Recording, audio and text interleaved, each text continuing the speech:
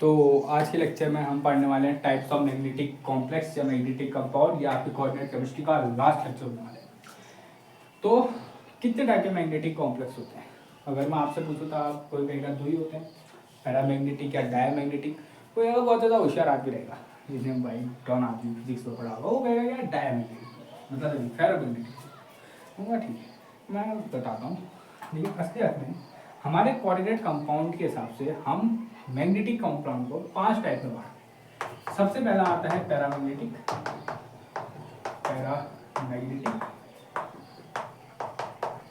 दूसरा आता है डायमैग्नेटिक।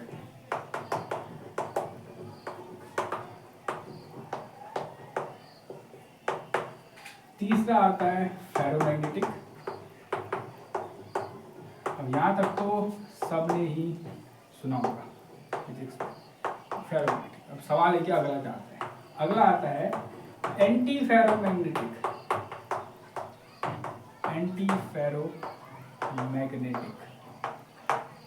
और आखिरी आता है फेरीमैग्नेटिक, नॉट फेरो, फेरीमैग्नेटिक। और अगर मेरे से कोई पूछे कि कौन सा इसमें तुम्हें लगता है कि बहुत ज़्यादा फालतू है, वो फेरीमैग्नेटिक ही है, क्योंकि इसकी हरकतें ऐसी है फिर क्या ही कहें, लेकिन हमें पढ़ना तो है। तो हम मैग्नेटिक कॉम्प्लेक्स को 5 टाइप में डिवाइड करते हैं। वो कौन कौन से हैं? Paramagnetic, diamagnetic, ferromagnetic, anti ferromagnetic और फेरीमैग्नेटिक।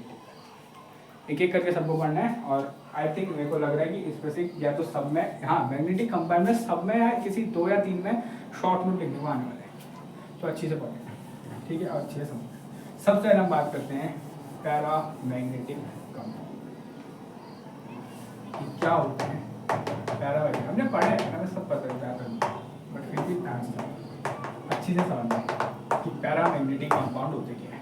देखो, अगर हम बात करें कंपाउंड की, हमारे पास कंपाउंड है, हम क्यों कहें कि पैरामैग्नेटिक? तो इसकी बात ये रहती है कि देखो होता क्या है ना, हर कंपाउंड में देखो पता है ना मैग्नेटिक बिहेवियर, मैग्नेटिक कैरेक्टर आता है कैसे? हर कंपाउंड में मैग्नेटिक कैरेक्टर नहीं होता, हर चीज़ थोड़ी मैग्नेट होती है, ये थोड़ी मैग्नेट है, बट कुछ को मैग्नेट बनाया जा सकता है। कैसे देखिए, हर किसी कंपाउंड के अंदर ना मेनली ज़्यादातर कंपाउंड के अंदर डाइपोल होते हैं, इस तरीके के डाइपोल बने होते हैं।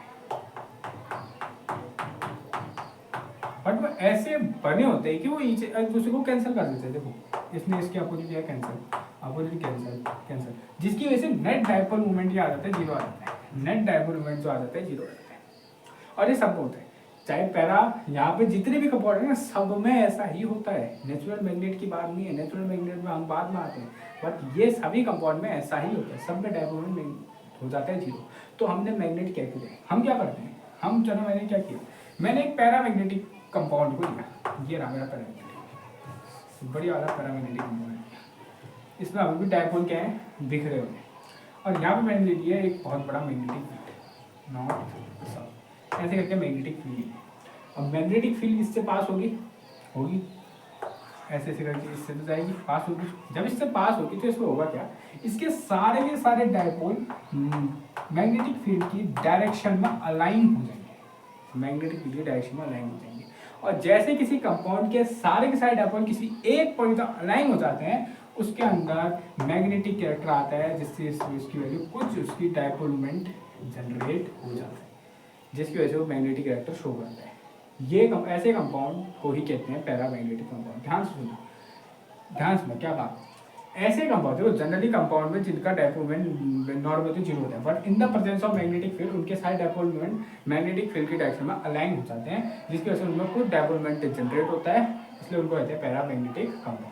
खास बात ये होते हैं वीकली अट्रैक्ट, उतने ज़्यादा भी अट्रैक्ट नहीं होते, but weekly attract towards magnetic field की तरफ टू अट्रैक्ट होते हैं। मतलब अगर यहाँ पे मैग्नेटिक फील्ड रख रखी है और यहाँ पे रहती है, उसकी तरफ क्या होंगे, अट्रैक्ट होंगे। ठीक है, ओके, बहुत बढ़िया बात। लेकिन एक बहुत खतरनाक बात होती है। क्या खतरनाक बात? जैसे मैं इनमें से ये हटाता हूँ, मैंने मैग्नेटिक फील्ड हटा दी, तो फिर ये अपनी औकात को वापस आ जाते हैं, फिर से अपनी औकात को, कोई दिक्कत, फिर से अपनी औकात में वापस आ जाते हैं। मतलब ये वापस से नॉर्मल बन जाते हैं, मतलब ये मैग्नेट नहीं रहते। ये मैग्नेटिक प्रॉपर्टी तब तक ही शो कर पाएंगे जब तक इनके अंदर से तुम क्या डालते रहोगे, मैग्नेटिक फील्ड को पास करता है। When the magnetic field is removed, all the magnetic movement can be क्या हो जाएंगे, बहुत ज़्यादा randomly oriented हो जाएंगे, hence the net magnetic moment become। तो लिख सकते हो कि if the when we remove the magnetic field, the all magnetic movement या point dipole can be oriented in randomly, hence the net dipole moment will be या net magnetic moment will be 0। अब हमारे अगर मैं तुमसे कहूँ कि सामने कंपाउंडर से पहचानो ये पैरामैग्नेटिक है या नहीं है, तो तुम कैसे पहचानोगे? तुम्हारा मैग्नेटिक फील्ड थोड़ी है, तो तुम करोगे केमिस्ट्री का कमाल, थ्योरी का कमाल। थ्योरी कहती है कि पैरामैग्नेटिक वो होते हैं जिनके पास एक या एक से ज़्यादा अनपेयर्ड इलेक्ट्रॉन होते हैं। थ्योरी तो बताना चाहिए। Paramagnetic compound are those compound which having one और more than one unpaired electron, जिनके पास एक या एक से ज़्यादा अनपेयर्ड इलेक्ट्रॉन होते हैं। सिंपल बात। तो ये होता है पैरामैग्नेटिक कंपाउंड। समझ में आया? जो क्या होते हैं, जो मैग्नेटिक फील्ड का अट्रैक्ट होते हैं, वह एक से ज़्यादा मैग्नेटिक फील्ड होते हैं। जैसे तो मैग्नेटिक फील्ड बुलाते हो सभी ओरिएंटेड हो जाते हैं मैग्नेटिक फील्ड की डायरेक्शन में, लेकिन जैसे हटाते हो वो सब हट जाते हैं। सिंपल बात, बहुत। दूसरे आते हैं, चलो डायल से पहले मैं बताता हूँ फेरोमैग्नेटिक। लिंक सही है, तो नंबर 2 लिखना फेरोमैग्नेटिक। फेरोमैग्नेटिक बस कुछ नहीं होता है, बस वो थोड़े से अपग्रेडेड वर्जन होते हैं पैरामैग्नेटिक के। सेम चीज अट्रैक्ट ये भी होते हैं मैग्नेटिक फील्ड के डायरेक्शन में, लेकिन बहुत ज़्यादा हाईली होते हैं। तो हाईली अट्रैक्ट टुवर्ड्स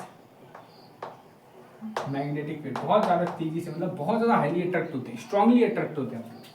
बहुत ज़्यादा स्ट्रांगली क्या होते हैं, अट्रैक्ट होते हैं मैग्नेटिक फील्ड की तरफ अट्रैक्ट होते हैं। अब और इनके पास अनपेयर्ड इलेक्ट्रॉन्स होते हैं, बट खास बात इनकी क्या है, ध्यान से अगर मैंने इनको इफ वी अगर आप बोलो, हाँ क्या बोल सकते हैं, अगर मैं इनको magnetic field direction magnetic field की प्रेजेंस में रखता हूँ, if we take the ferromagnetic compound the presence of magnetic field, तो वो मैग्नेटिक फील्ड लाइन की डायरेक्शन में सभी टाइप ऑफ ओरिएंटेड हो जाते हैं। इसमें क्या नहीं बचते, बराबर हो जाते हैं। खास बात क्या है, खास बात ये है कि जैसे मैं मैग्नेटिक फील्ड को हटाता हूं, रिमूवल ऑफ मैग्नेटिक फील्ड, लेकिन फिर भी इनके अंदर वो मैग्नेटिक मूवमेंट रहता है, मतलब इनका मैग्नेटिक मूवमेंट जीरो नहीं होता है। बट पैरामैग्नेटिक का जीरो हो जाता था, बट इनका नहीं होता है। इसीलिए ये परमानेंट मैग्नेट की तरह काम करते हैं। जो भी हमारे घर में मैग्नेट आते हैं ना, चाहे तुम टीवी निकालो, पैसे निकालो, वो सारे क्या होता है, फेरोमैग्नेटिक होते हैं, क्योंकि उनको बनाएंगे ऐसे जाते हैं, पकड़ेंगे मैग्नेटिक फील्ड की डायरेक्शन में रखेंगे, सारे ओरिएंटेड हो गए। एक बार मैग्नेटिक में जनरेट हो गया तो फिर निकाल दो वहां से, परमानेंट उसमें मैग्नेटिक मूवमेंट रहेगा। ये बात याद रखना, इसलिए उन्हें परमानेंट मैग्नेट कहते हैं और बहुत ज्यादा जाते हैं, स्ट्रॉन्गली अट्रैक्ट होते हैं। तो यही डिफरेंस है किसमें, पैरा में और फेरो में।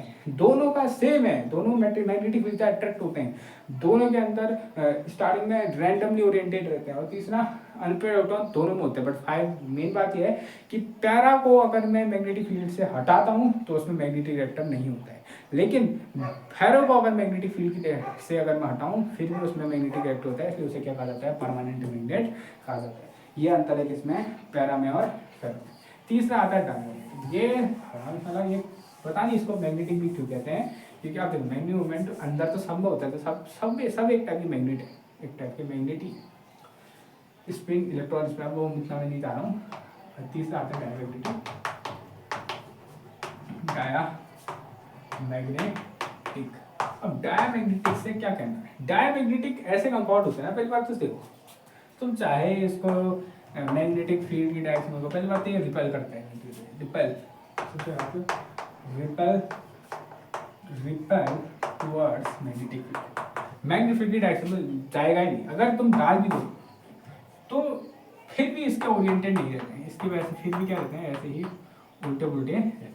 और इतना खतरनाक होते हैं कि देखो, और में क्या हो रहा था, जो मैग्नेटिक फील्ड हो रही थी अंदर से जाती, इसमें जाती नहीं है, यहाँ से ऐसे चल देती हैं। जो ये हमने जो मैग्नेटिक फील्ड लगाई है, नहीं, ये इसके अंदर से जाने की कोशिश करती है, ये भी बाहर चल देती है। क्योंकि रिपेल करते हैं इनको इस तरीके से। और में क्या होता है, और कुछ ऐसा होता है, अगर तुम डालो ना, अगर ये नॉर्थ है, ये साउथ है और ये कंपाउंड है, तो और में इस तरीके से जाती है, इस तरीके से अंदर से जाना पसंद करती है, क्योंकि वो अट्रैक्ट करते हैं, ये रिपेल करते हैं। ठीक है। अगर मैं कहूँ कि बताओ ये कंपाउंड मैग्नेटिक है या फिर डायमैग्नेटिक है या नहीं, तुम कैसे बताओगे? सिंपल है, इसके पास कोई भी अनपेयर्ड इलेक्ट्रॉन नहीं होता, तो नो अनपेयर्ड इलेक्ट्रॉन, एक भी अनपेयर्ड इलेक्ट्रॉन नहीं होता, इसलिए क्या होते हैं, इन्हें डायमैग्नेटिक कहते हैं। सिंपल बात, सिंपल बात। और अगर तुम इनको बहुत ज़्यादा, अगर तुम कोशिश करो, वैसे तो बहुत ज़्यादा रिपेल करते हैं, लेकिन अगर तुम कोशिश करो ना कि इनको स्ट्रॉन्ग मैग्नेटिक फील्ड मिले, यार लगा ही देते हैं आज क्या हो जाए, देख लेते हैं क्या हो जाए। अगर तुम डाल दोगे स्ट्रॉन्ग मैग्नेटिक फील्ड में, तो ये अपोजिट हमारी मैग्नेटिक फील्ड ऐसी है, ये भाई साहब अपोज करते हैं इसको, ले जा, मेरे को तो मैग्नेट बनाना चाहता है, देख मैं बनूंगा नहीं, जा, वो अपोज कर देते हैं अगर हम बहुत ज़्यादा स्ट्रॉन्ग मैग्नेटिक फील्ड कंटिन्यूटी से रखते हैं। ये तीन तो सबने पढ़े हैं, अब दो बड़े नए हैं, एंटी फेरो और फेरो, ये क्या होते हैं? चलो ध्यान दो, अब मैं थोड़ी सी बात करता हूँ। एंटी फेरो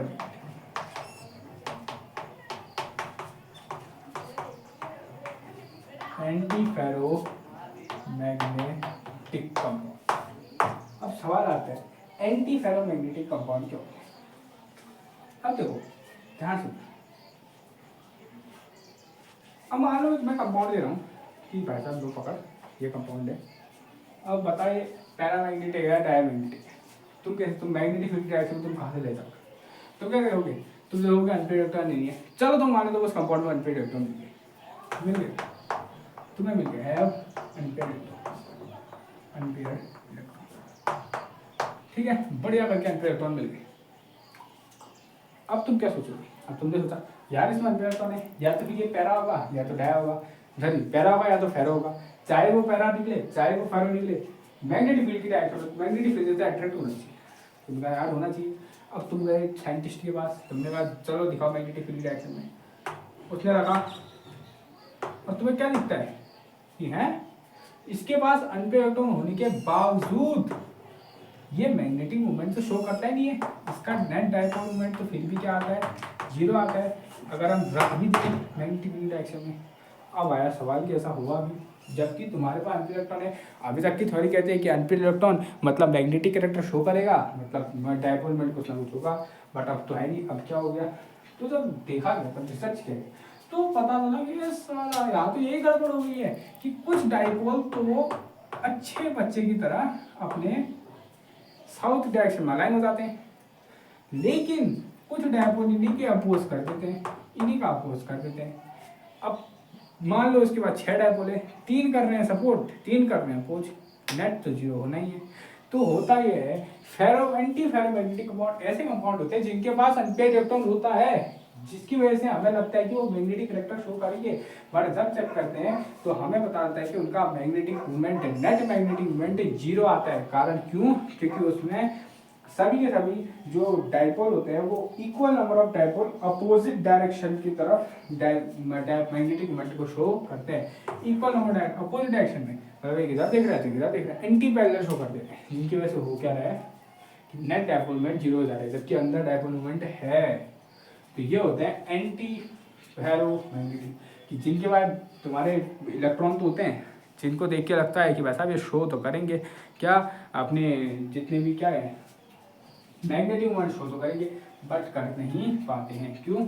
ऐसे ये एंटी पैरेलल मैग्नेटिक मोमेंट की वजह से नेट डायपोल की वजह से जीरो हो जाता है।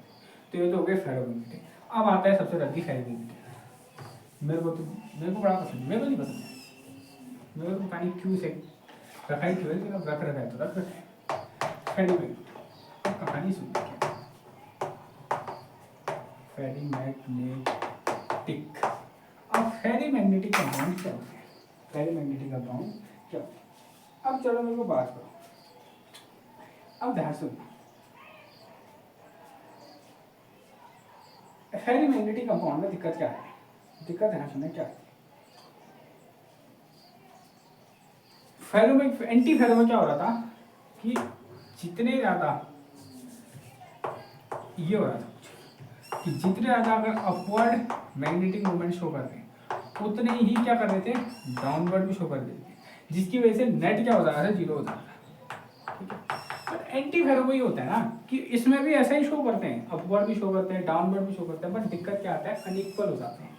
मतलब अगर कंपाउंड में मान लेते हैं 5 मतलब क्या है 6, जिसमें से दिक्कत क्या आ रही है, 4 अपवर्ड शो कर दे रहे हैं और 2 ही क्या कर रहे हैं, डाउनवर्ड शो कर रहे हैं। अब जिसकी वजह से हो क्या रहा है कि नेट डायपोलमेंट की एक डायरेक्शन की तरफ खिसक जा रहे हैं। अगर एक डायरेक्शन की तरफ जो कि साउथ डायरेक्शन है, डायरेक्शन ऑफ मैग्नेटिक फील्ड है, जिसकी वजह से कुछ ना कुछ बहुत छोटा बट दिखा रहे हैं, लगभग जीरो, बट कुछ ना कुछ तो वो है, कुछ ना कुछ तो दिखाई दे रहे हैं, उनके अंदर नेट डायपोलमेंट आ रहा है।